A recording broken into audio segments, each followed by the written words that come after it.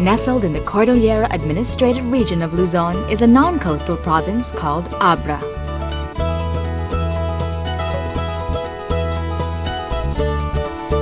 It is closed in upon by the massive and mostly majestic mountain ranges of the Ilocos in the western direction and of the Cordillera Central in the eastern direction.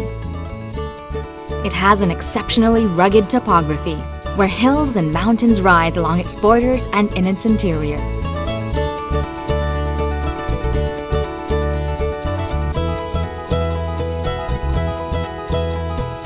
ABRA is mostly many deep valleys among sloping hills. There are several rivers that run through ABRA. The largest and biggest of these is the ABRA River. ABRA is peopled mostly by the inheriting generations of the Ilocano settlers and by the members of the Tingian or Itneg tribe. The predominant languages are, unsurprisingly, Ilocano and Itneg. ABRA is abundantly blessed with natural resources as all manners of crops and numerous species of flora and fauna grow on its fertile soil. One would, however, find more than the luxuriant growth of crops, trees, and foliage in the quiet song of nature's calm in ABRA. These mountains are also home to one of the truest, oldest traditions in the country, dating back to the beginnings of one of the oldest Filipino tribes. By this, we speak of the tradition of natural dye making among the Tingian tribe.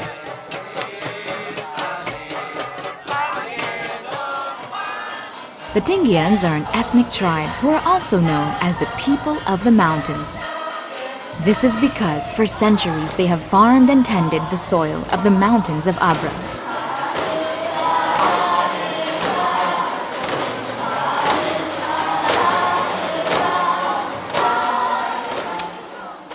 That an occupation as creating colors should have interested the natives greatly, or that they should think to incorporate this color-making process in their craft and commerce of weaving is not surprising, for they are artistic, ingenious, and inventive.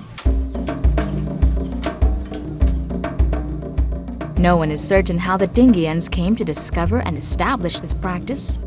There are different versions of orally passed stories on how the Tingians of old discovered the art of natural dye making. It could probably have been from their observation of the stain left by plants they handled as they tilled the land.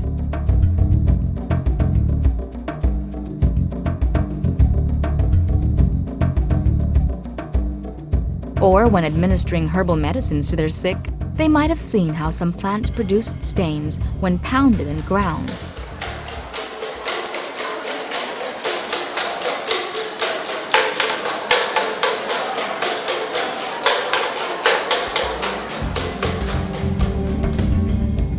Possibly, too, they saw that immersing certain plants in water for a long period of time caused some colors to seep out of these plants.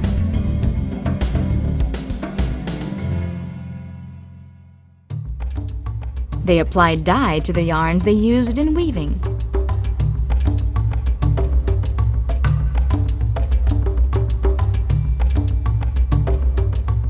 To materials that are found in their homes and are used in their daily lives, and even to their food and wine.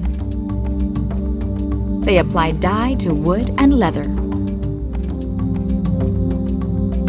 Naturally, there were many myths and superstitions among the Tingians and the general Abran community, in particular, those that surrounded the dye-making tradition. The most popular of these was the belief that spirits protected the large trees that were sources of the dye. As these spirits were believed to live inside the trees from which dye was extracted, the trees were treated with respect and caution.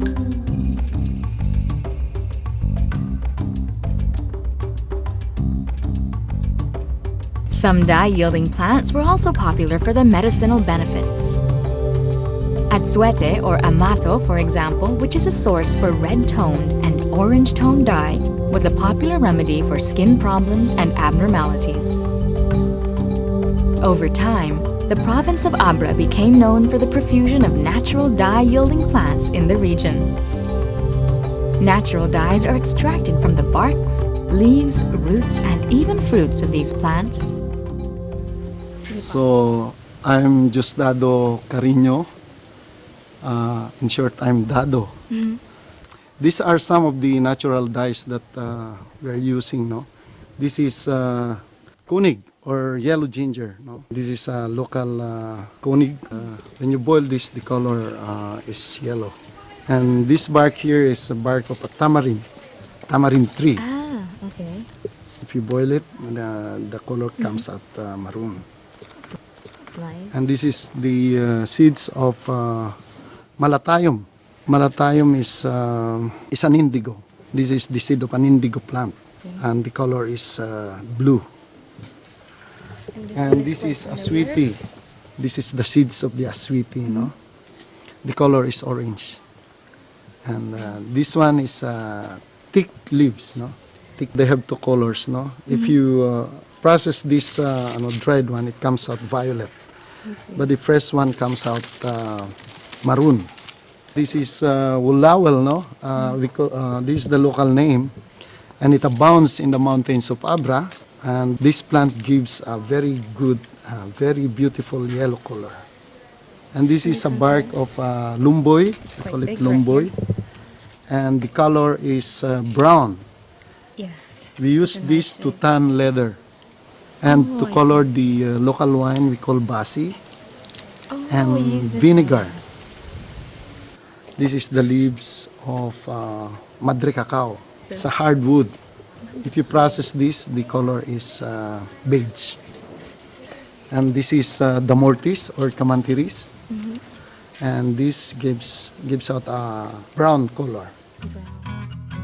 There are two methods by which to extract color from the Demortis plant.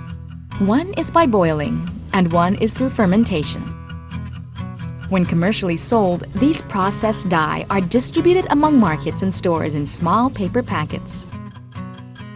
When the plant sources have been gathered and cut into the appropriate sizes, the dye is extracted by placing the plants in huge water-filled vats or cauldrons and boiled from 3 to 4 hours. The content is stirred from time to time to ensure an even color distribution. When the dye is ready, the plant part from which the dye was extracted are separated and strained from the dye mixture. Any material that is to be colored must be clean and free from any residue as possible.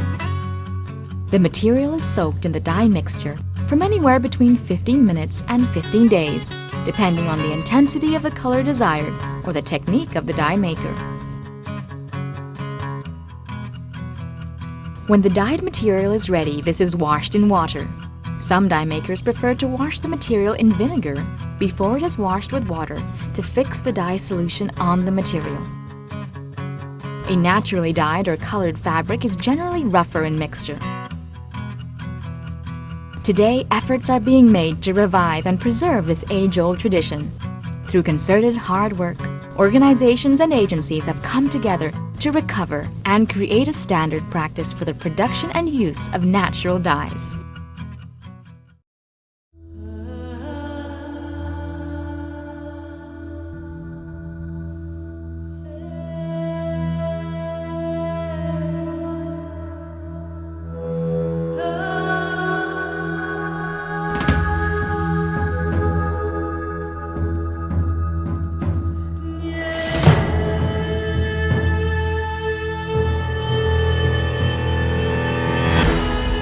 Natural dye making in Abra faces a new dawn.